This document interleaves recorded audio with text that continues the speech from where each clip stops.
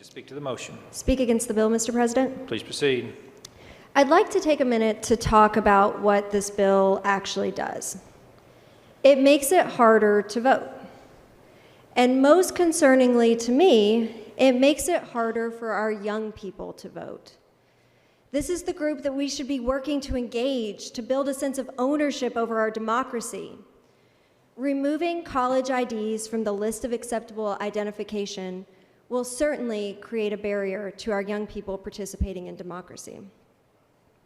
It concerns me even more that we're taking this step when no one has asked us to. No one in charge of administering our elections has said this is a problem. Not the Secretary of State, who I understand is opposed to this, not the Board of Elections. I'm also concerned that we're doing this with no evidence. There is no evidence that college IDs are being used for voter fraud, and there's no evidence that they are more likely to be used for voter fraud than any other type of ID. That's not surprising to me because I spoke to some of our college interns and they told me it's quite difficult to get a university ID. You have to be an accredited, enrolled student, and to get that status, you have to provide more types of identification than you might to get one of these other forms of voter identification. The sponsor, the senator from Anderson and committee, said that this was a proactive measure and that it's our job as legislators to address future problems that might arise. And I don't inherently disagree with that.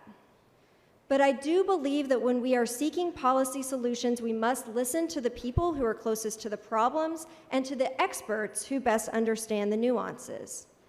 And the fact that the elected officials of the majority party, whose job it is to ensure fair and secure elections, is against this legislation, should give every member of this body pause.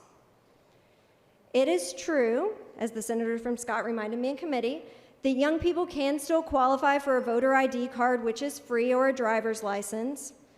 But many of these forms of identification, even if they don't cost money, which many of them do, they're expensive in terms of time. For example, to qualify for a voter identification card, a young person might have to bring a birth certificate, a social security card, and a utility bill. Many of these documents might not be with them at their university, they might be at their parents' residence. Also, these voter identification cards can only be given out of a regional office. That means that a young person who wants to vote in Harlan might have to travel all the way to Pineville in order to secure this form of identification, which is a 50-minute trip each direction.